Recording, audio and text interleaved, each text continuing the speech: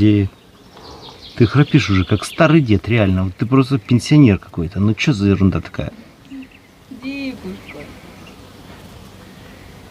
Как ты так резко постарела, а?